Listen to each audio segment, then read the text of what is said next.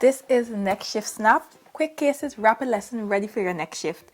On my last ED shift, I saw a 67-year-old woman who presented with sudden onset bilateral vision loss. For this patient, some of the differentials that I was thinking were endophthalmitis. This was unlikely because with endophthalmitis, you tend to have a preceding history of trauma, or some conjunctivitis tend to occur a week prior or major surgery. And it tends to be preceded by initial pain prior to them losing vision. Other differentials included thyroid-associated ophthalmopathy, that's such a hard word to say, cavernous sinus thrombosis, especially concerning if your patient is on any sort of oral contraception. And in those patients, you tend to have associated symptom of headache, which my patient didn't have. And orbital compartment syndrome is also another good differential. However, I tend to see orbital compartment syndrome in more patients with who's had some sort of trauma leading to swelling.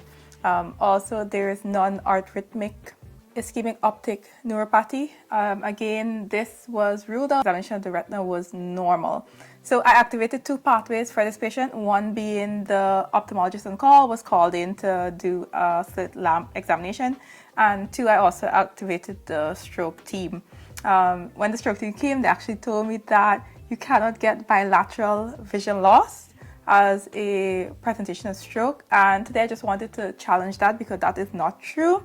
This article here is about a 72-year-old gentleman who presented with a reduction of GCS, baseline 15, now 14, in addition to decreased visual acuity bilaterally.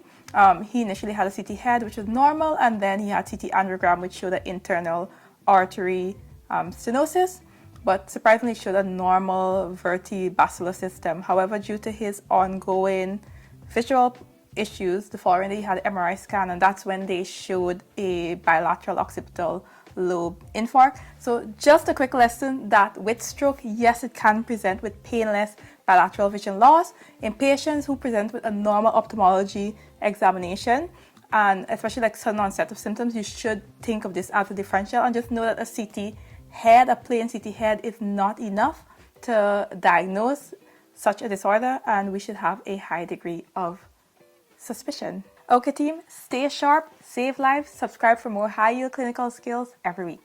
Bye.